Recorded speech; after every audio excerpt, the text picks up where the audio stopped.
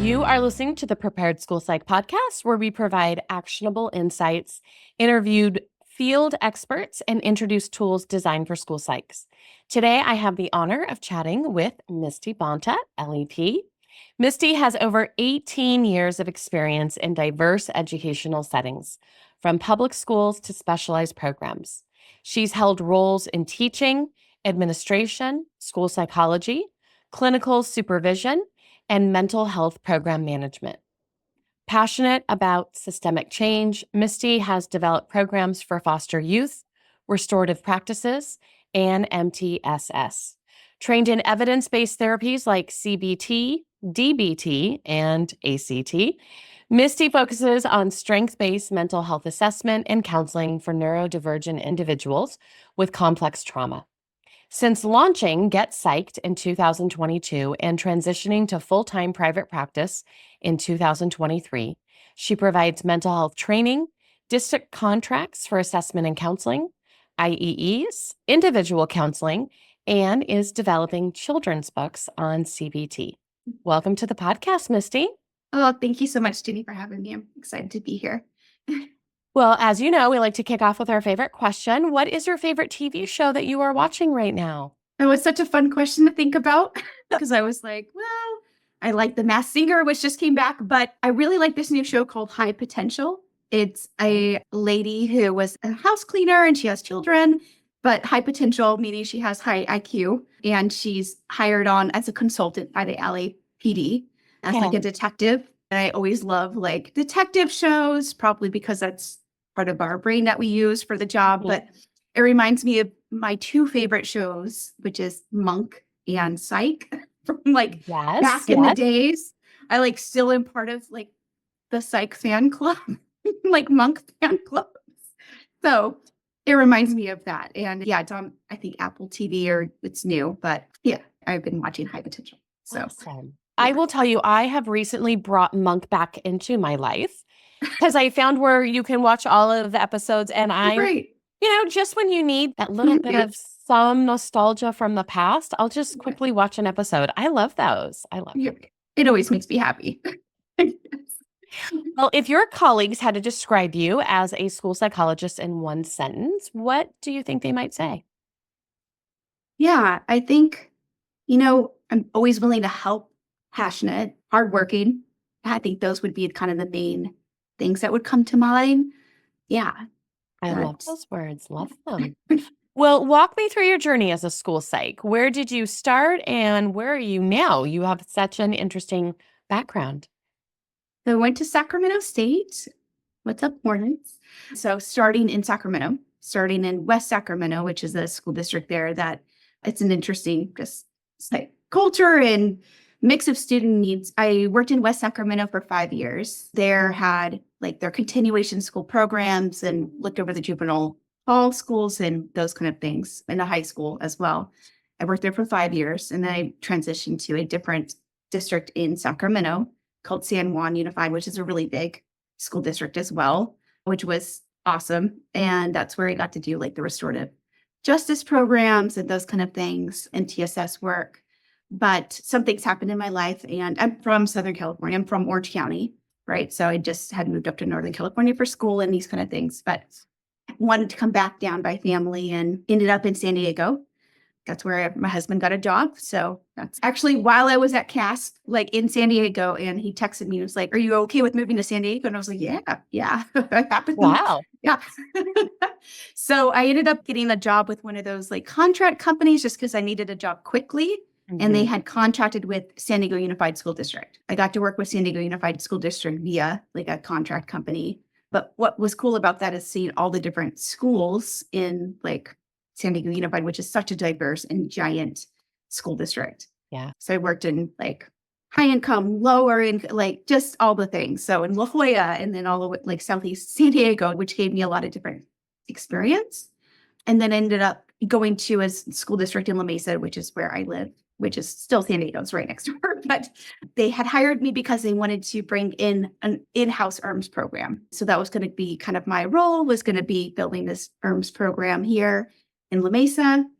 They gave me an elementary kind of middle school that had a lot of behavior and mental health needs. And those kind of things. And that was great. And they ended up, after about a year, getting rid of any staff that wasn't tenured. So that was kind of a hard blow because I got laid off, which, was really, really hard. And those challenging things in life happen, right? Yeah. And I feel like it happened for a reason because I ended up then reaching out and getting hired on by this charter school called High Tech High.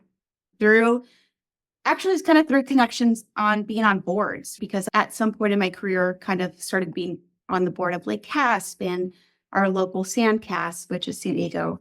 And I think that really helped just build connections to when I quickly knew people to reach out to get a job.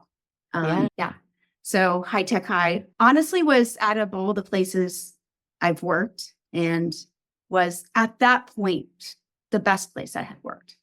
And it was because they didn't have a lot of policy. They didn't have a lot of structure. They had no SST program. Like, they didn't even know what that was. And that wouldn't be for everybody, right? Some sites came in and did not like that. But for me, it was kind of the opposite of what San Diego Unified had, where it's very structured and they have all the red tape and all the things. And for me, like, High Tech High was this moment of opportunity to help build something. And that's just kind of how my brain works and my cup of tea. So I worked there as a school psychologist for, I think, 4 or 5 years.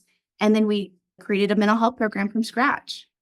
And so that was, out of my career, probably just proudest moments and just something that was really fun, and got to use my LEP for clinical supervision, which was kind of, I think, brand new. Around that time, yes. Yeah, learned a lot, a ton. Very, very stressful too, because anything like crisis-wise, you're like on call for your team, right? And it's just a lot to think about. And I now know. So anybody that's like going through that role, please reach out, because I didn't think about it in hindsight. I now would have thought about more. I'm going in that role. And then I ended up going to a different charter school from High Tech High called Psyched, which is a unique charter school because they serve students 16 to 25. Oh, interesting. Yeah. So they partly have an independent study program that's kind of hybrid. Students can go to campus if they want, as much as they want to get support, or they can do it online. They have to go in an hour a week at least. And then also any Job Corps in California, the educational component of Job Corps is Psyched. Wow. So they have Job Corps sites, and then they have these independent study sites. Okay. Yep. And my role was, they didn't have any kind of mental health or wellness support. So I was the mental health wellness program coordinator, come in and kind of not only do counseling, and that I wasn't doing direct services. I was like building partnerships and contracts and these kind of things. And then also like thinking about access to dental care, or like for students that were pregnant, or all those kind of things too. So it was kind of like this holistic type of trying to support the kids' whole needs, because a lot of them like families and things to take care of too. So that was an interesting role, and it was great. And the leadership wasn't. So all these things, it's interesting, right? Like how they work out. But that kind of pushed me to my husband. I remember talking to him and some other people, and they're like, Missy, you work so hard for all these districts, and some are great and some have their areas of growth, and great. And you could be building these things for yourself, right? Why not go out on your own and, work for yourself? And and so that was kind of that. I've always wanted to, I had my LEP since 2016. So it's been a long time. I just didn't want to make the leap. I've been kind of holding on to it. So that was kind of the catalyst. And so now I'm on my own. Incredible. How long have you been on your own now? Like technically I opened the company in October 2022. So I still was working at Psyched at that time, but I had one client for counseling that whole year because I was still working. And that's kind of what thought I would do. I was like, I'll just still work full time. I don't want to leave the schools. House tourist is pretty amazing. Like, it's comfy. And I really didn't think I wanted to do assessment. I thought I'll just do counseling in the private practice world. But again, things happened with Psyched that kind of thought, no, I'm going to fully leave. And so July of 2023, that's when I fully left and started get psyched like completely. And now do like the assessment piece and the counseling piece and the training piece. And and actually just got my certificate for an NPA last night. So Nice. wanting to contract with school districts for the counseling services piece of it. So it's so Incredible. scary. Obviously, it took me a while to make that leap. So It can be very scary. I yeah. remember that exact moment myself when Yeah. I was making that switch. Mhm. Absolutely. Well, I think anyone listening can really hear in your voice your passion about that systemic change that you love seeing, whether it's in school districts you're employed by or school districts now that you're contracting with. Can you share an example of a program like that you helped develop that you're particularly proud of and what kind of impact you saw that it had? Yeah. The first school district that I mentioned, West Sacramento, we had a lot of students with various needs, and we had a lot of students that were in foster care. And so somebody came and did this presentation, and it just kind of ignited this thought where it was really simple. Let's just have a lunch, like with me and the counselor once a month, where we would bring pizza and have students that were currently in foster care come and have lunch with us. It was really simple. And that's started this thing where other people came, and then we would invite people from the bank to teach them how to do finances, or people from jobs to teach them how to do resumes or interviews. And then the principal got involved. And then somebody from the county got involved because she kind of ran like the county programs for social programs, these kind of things. So I don't know exactly, like I was trying to remember because it's been so many years, but it kind of snowballed into this giant thing that became the students created this name because we did like what should we call ourselves? FYI, which was Foster Youth Incorporated. Mm. And it still runs today. Wow.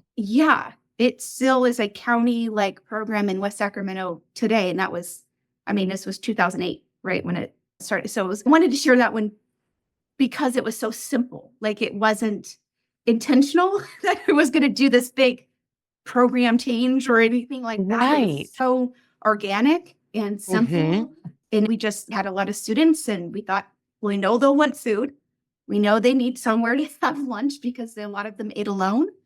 Mm. And honestly, a lot of them were ending up in manifestation determinations. That's almost like, I want to meet these students before I have to meet them in these really awful ways. And Yes. they were either suspended or expelled. And I knew this was my very first year as a school psychologist, and I just knew there was something. So that one I definitely wanted to share just because it doesn't always have to be complicated. And then people just kind of saw, wow, let me join your group, or let me bring. I remember we had like a Sacramento, the animal, I'm trying to think, like the not animal control, but the people that save animals. Yes, yes, Yes, yes. the rescue, Sacramento Yes. Animal Rescue brought dogs that were in foster care, and Oh, like came and joined our lunch, and the kids just absolutely like loved that. And so just these moments of, I don't know, it meant a lot to them. But as far as like creating the program with High Tech High and creating that mental health program took so much work. And what we did was create where each school had a practicum student. So it could be a school counselor practicum student, a school psych practicum student, or either one of those. And then an associate level clinician. So ASW, AMFT, APCC, and a school psychologist. And mhm. then myself as the supervisor. So each of the schools had this kind of team approach. The schools were maybe 400 students, 300 to 400 Okay. students each. And so we called this like a teaming approach for each school. And we worked together as a team to kind of build out like tier 1 to tier 2 to tier 3, what mental health services would be at each site. And we would meet weekly with each of we had 16 schools in that organization, and kind of collaborating on what things we would want at each school. So that's also something I'm really proud of. But yeah, those are the two that come to mind. Yeah. I love that. Yeah. I love that. I love that your first example being, like you said, such a simple thing where it started. Because Yeah. I think a lot of times, school psychologists that I talk with, we see the need for change in our schools, and we're so frustrated because we know there's so many steps to get from where we are to where we all want to be.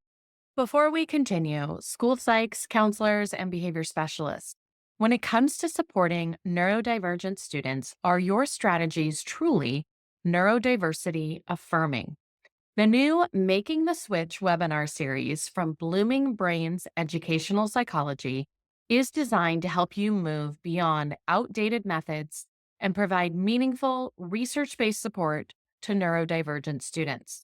This on demand 5 hour professional development series covers essential topics including writing counseling goals that lead to real progress, effective executive functioning strategies, neurodiversity affirming behavior supports and FBAs, and counseling techniques tailored for neurodivergent students. This isn't just another webinar, it's a practical, evidence based approach designed specifically for school based professionals. Access the full series today for only $99. You can learn more and register at bloomingbrains.org/webinar. That's bloomingbrains.org/webinar, or you can find the registration link in the show notes of this episode. And with that, let's jump back into our conversation. I love this idea that you can start with just a small idea. And I don't want to put words in your mouth, but my assumption is that's all your plan was at the beginning. Oh, yeah. Was just to have lunch once a month. Once a month. And again, it was simple. And it was get to know the students. Like, it had no bigger plan than that at all. It was really, really simple. Yeah. That's incredible. Yeah. Well, I know some of the topics that are specialties for you are complex trauma, neurodivergence. How do these two often intersect in educational settings? And what are some of the strategies educators can use to support these students?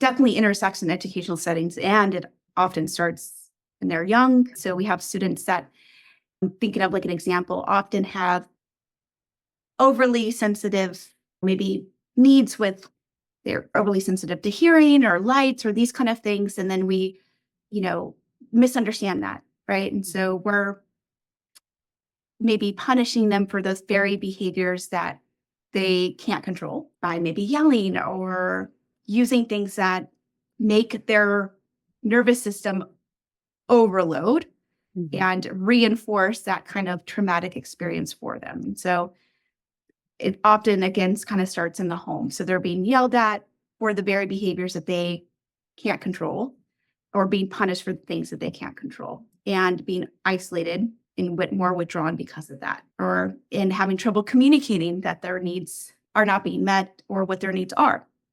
Then they get to school and they're often then also being yelled at and being punished for those behaviors, or being in classrooms that are super loud or super chaotic. And the teachers, well-intentioned maybe, but also looking at those negative behaviors and just kind of punishing them for those negative behaviors. And then we have students often that are neurodivergent, often being more bullied more often and being misunderstood. So they're becoming more socially isolated and more withdrawn. So kind of from peers to teachers to parents, right? All of those things kind of intersecting at the same time. And they're already often want to interact, and they often also know it's hard for them to interact. Yes. And then it kind of becomes this like kind of reinforcement cycle where they become more withdrawn because it's easier. It's interesting because I have a client that's a little older. He's 17 and he's kind of explaining like that cycle for him. He's able to explain what that was like. And just, he felt like teachers always looked for the bad things he did. He felt like his parents also looked for the bad things he did. And kids also looked for the bad things he did. So all three plays, feeling misunderstood. And that's incredibly hard, right? So he's completely alone. And then also recognizing that he didn't always have the words to like communicate. He didn't always know how to say what he needed to say or to how to get help, how to articulate that he was struggling. So even when people did ask, he wasn't always sure how to like share that. Or he's like also nobody really did ask, to be honest, like, at least from his perspective, right? Mhm. Like, that's how he felt. And that's a student that does have a little bit more verbal skills. Think of our kids with more significant needs and also just like the learning environment. Like I said, it's unfortunate. I don't know the like exact answer, but some of our specialty classes, they're just so chaotic. And, Yeah. with our kids with sensory needs, it's just like the opposite of what they need. Needing a calm, nurturing environment is what they need, right? That's Right. consistent and those kind of things. So yeah, it's so hard. Yeah. Well, I know that you are a certified school neuropsychologist, as I am. Yeah. So, when you think of that term school neuropsychology, I get this question a lot. How do you answer like what it is, how it's Mm. different than just school psychology? And then how does that certification in this area also inform all of the work that you do with students?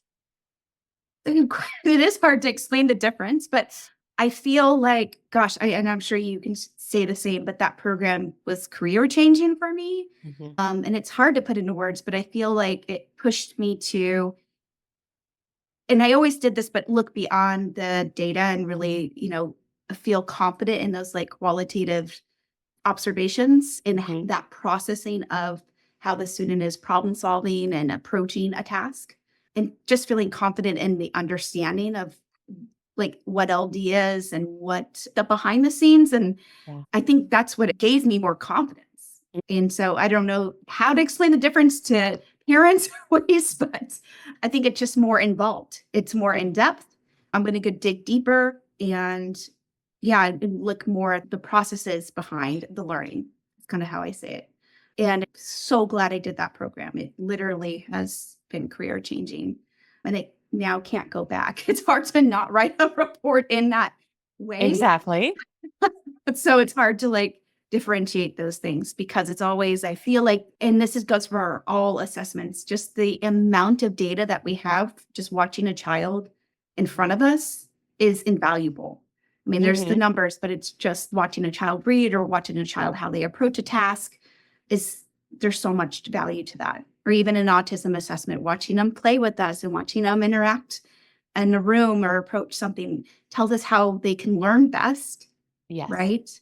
I have a child I'm working with right now. He maybe has limited speech, but watching how he can interact with different manipulatives helps me tell the team how to interact with his learning style instead of just saying he's low. That's not helpful. So those kind of things I think is what I learned from that program. Well, and we'll make sure to put in the show notes the link to Misty and I did the same program. So if anyone else is interested in participating in that program, I think I had a very similar experience from how you're explaining it.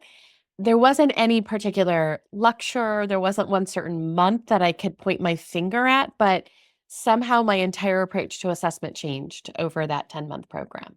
Just how Yeah. I see my tools, how I analyze the information, it just went through a change, and like you said, you can't go back, and Yep. I know for me, sometimes it can be difficult because I wanna do a little bit more, or I wanna give another thing, and then I'm always wondering, like, "Am I over testing?" That's always a question I'm having at this point. Am I giving too much? Like, and having to pause and have that moment of, "What question am I Yeah. trying to answer? Do I need to give a test to answer that question, or do I already have that information, or could I get that information from somewhere else?" I'm definitely more sensitive to the medical piece now. Like if a Yes. child has gone through chemotherapy or brain injury, like I have a student right now that went through a brain injury, like those things definitely are more like I think about it much, much more now. Yeah, Yes. for sure. Absolutely. Well, I know you emphasize the importance of collaboration. Can you give me an example of a successful collaborative effort you were involved in and what made it work so well? That's a good question because definitely different personalities. But going back to that mental health program at High Tech Yeah. High, where we had a team approach. So we would meet weekly, and this was during COVID time. So it was on Zoom. And it included, like I said, the school psychologist, myself as a clinical supervisor, an associate level clinician, and practicum student, those four people, and the school principal and school BP if they had one, right? So the leadership of the school too. And you had this collaborative teaming approach to mental health. And we would meet an hour and you would talk first about kind of tier one holistic supports for the school. What's the SEL curriculum that they want to use for the school? Maybe there's a parent workshop coming up. Maybe there's some push-in lessons for the teachers, those kind of things. So the kind of the holistic tier one type of level. Then move into kind of tier two.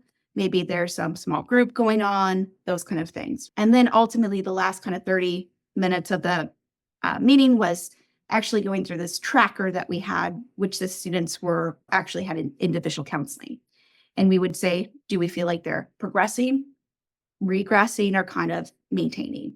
And that had to be a collaborative, like, even though there was a clinician or a person actually seeing a student, it was a team approach to it. And we all obviously like prioritize students that were in crisis or the ones that we felt like were making any regression or things like that. So it was an interesting way because also there was different personalities and different opinions on how students were doing and the follow-up to that. What should we do about it?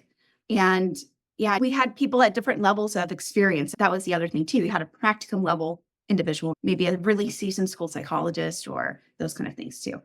So yeah, I think that was the most like successful collaborative. I mean, it was an incredible thing because you had, especially be having the principal there in those conversations because I don't think they're always aware of like the kids getting ERMHS counseling and like to that level of, they didn't know the things that were going on in the counseling, but they did know then the goal and their progress and that level of knowledge and really got them involved in, I don't know, just it was incredible to see that level of collaboration. And the school psychologist working with the ERMHS person, they both were providing ERMHS, school psychologist and the associate level clinician working together. So maybe one person worked better with the student or they could help. Oh, this tool, maybe you think of this tool or this tool. Oh, it's awesome to share resources like that because our job is so isolating sometimes, right? We also like work on an island. So to actually have like the ability to go, I'm really stuck with this kid. Like, does anybody have some ideas? Yes. And everybody would chime in and like, oh, maybe try this. Or, oh, I talked to the parent the other day. They said this. Like, it was great. It should be that way. It really should be. So that was great. Yeah. I love the inclusion of administration because I know a lot of times we are talking about this individual student and like you said, how they're making progress in their, one-to-one kind of situation. But now we're bringing in okay, but overall, what are we seeing for the student? And a lot of those things that like we've been talking about that could end up in a discipline type of issue. So I'm curious, did you find your administrators maybe having kind of a different perspective about the student as it related to discipline, just kind of having this kind of background knowledge that most of the time our administrators aren't as involved in these conversations. So I'm curious what kind of impact you saw for the administrators. One is I had way more knowledge of the student than I maybe knew. So the administrators at that charter school are maybe a little different than like other more big public schools. They're very nurturing in their approach. Not that other public schools, but just a little bit of a different culture. They're very like fuzzy and kind of hippie type of charter school. But no, that's kind of what surprised me is how much they knew about the family. But yes, then they would kind of say, oh, they did have that administrator kind of lens, right? Of course. Are we concerned about, oh, well, so-and-so has been doing this or that. Maybe there's some follow-up. So there was that disciplinary piece that would come into the conversation and safety, because ultimately that's kind of where maybe substance use issues or those kind of things going on. That's kind of where their brain would go like, oh, what do we need to do? But I feel like because maybe they were in that space, they kept it in that nurturing, supportive way. Okay. Yeah. And honestly, that entire organization is like that. Like that's just how they operated. And that's partly why I loved working there versus any other place I've ever worked. That was just like, yeah, it's like a very different world. It was a culture shock at first in a good way. It's like, oh, yeah. they really do want to work with the student, really do care. And they start their IEPs with celebrations and like it's all warm and fuzzy. So it's like, That oh, sounds lovely. yeah, it's very lovely. I mean, it's not all good. I mean, every place is, has its Areas of growth, growth. but Yes. yeah, it's like, oh, okay. It's just a different culture. Yeah. Well, I'm curious too, because this is a program that you started there in a school environment that already existed. Yeah. Other than time, which is always one of the biggest barriers for collaboration, what other barriers did you find as you were building that program? Definitely personalities. And I think that, and over time, what ended up happening was the program itself, the concern was having interns work with students of the highest needs, Mm. right? And Mhm. that's why they ended up getting rid of the program and hiring double the amount of school psychologists. So, Okay. which is actually kind of a win in some ways because for school psychologists, so instead of having associate level clinicians. But I think as far as collaboration, yeah, I think just having the different opinions on things and personalities on things. And what would happen was people would, as the supervisors, people would reach out to, there was two of us with their grievances, right? To fix things or the problems versus kind of working out because they were on the sites together. We were looking over all the sites instead of working it out together. And so that sometimes that was difficult to manage because we didn't know all the pieces or the different cultures and those kind of things. So yeah, that was a little bit challenging. And then because there's one thing with just kind of day-to-day things, but the big things were when kids were in crisis and Mhm. decisions had to be made that were kind of high stakes. Yeah. Kids that were suicidal, and maybe one member thought the police needed to be called, and another team member thought that was not the call to make. Those were the situations that got pretty heated. Yeah, and were complicated to then repair after the fact. Yeah. Makes sense. Mhm. Mhm. Well, you also, in all of your extra free spare time, get to help lead professional communities, including moderating one of the most active Facebook groups for school psychologists and organizing a group for licensed educational psychologists. What led you to take on all of these roles and what have you learned from them? Yeah, so Life and Times of a School Psychologist was created while I was in West Sacramento, actually, and super burnt out. So, kind of what I mentioned earlier, like just feeling so isolated as a school psychologist. And it was a small district. I didn't really have other psychologists to ask questions or get resources. And I was just going with this career. I just felt so alone. Yeah. And this was kind of even before I joined the boards, like CASP and things like that, which is also a way to have connection, which is Yeah. career changing as well. But yeah, I created that group to build connection because I felt really alone and felt really burnt out and thought I need support myself. I need support myself. So it was just me and like 10 other people for several years. It didn't like become anything for a long time. And I don't know even how it grew. It's not like I ever advertised it or anything like that. But this was exactly what I wanted it to be, was a place for support, a place for people to vent, a place to people to connect. I'm so proud of it just because it's exactly what I was hoping it would be. It's almost like 8,000 members, and it doesn't really matter, but just that it's a big group and that people Yeah. support each other and that it's positive. We've had people that haven't been, and I've had to like moderate that. Usually it's over SLD out of all the things. That's like the most. I get that. I Not woke up in surprising the to me morning one at day all. and people are getting nasty with each other. I'm like, wow, like, okay, that's the one, like, but most of the time it's really positive. And yeah, I mean, it's an amazing thing. It gives me so much joy to have other people connect in that way on that site. So yeah, that was Life and Times of a School Psychologist. And it's honestly been as much time as at the beginning, I had to always like respond to people and make sure that I like grew it, if that makes sense. The first Yeah. few years. At this point, I don't. Like people just respond and those kind of things. I kind of have to make sure to like post things and make it active sometimes, but it's has a life of its own at this point. So yeah, I mean, and all the work I put into it was definitely worth it because I feel like I've gotten connections because of it. So yeah, I'm so happy for about it.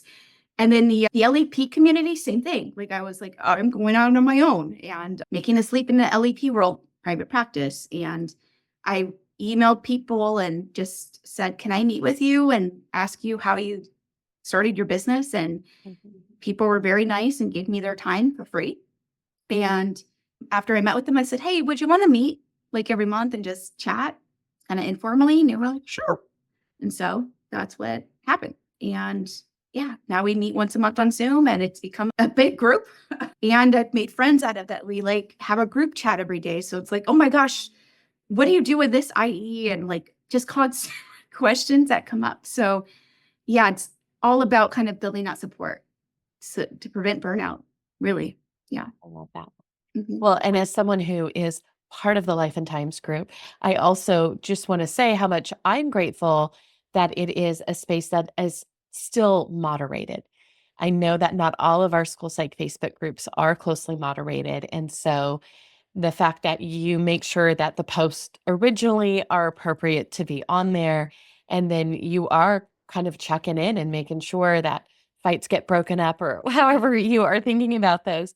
I just find that to be very useful for that community. So I want to say thank you. You're welcome. And I appreciate people that ever report things to me because that makes it helpful too. Because sometimes things do get by me and people will report. Missy, like there's a way to report to me. So that's helpful too. So yes, Awesome. because it's just me Awesome. moderating. So I definitely appreciate that. Well, we have a lot of people that are newer to the field that listen to this podcast. So when you think back to your first year as a school psychologist, what advice would you give to someone just starting out? Gosh, I wanted to be everything to everyone, wanted to save the world. Still do. There's nothing wrong with that.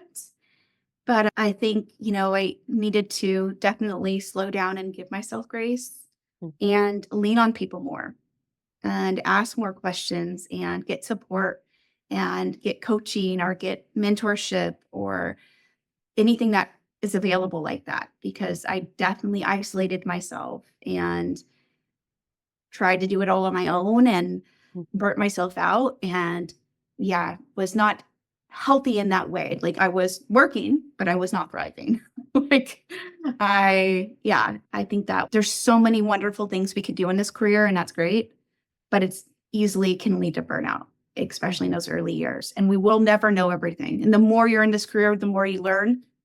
You don't know. There's so much to Exactly. know. Exactly. So it's okay. Like it's definitely okay. I wish I could have just told myself, it's okay, Missy.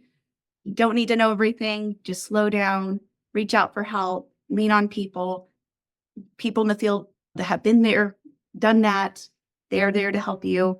There's so many people that want to help, right? Like I feel like at this stage in our career, I want to help people that are in it just to give back. So there's people that just want to support you.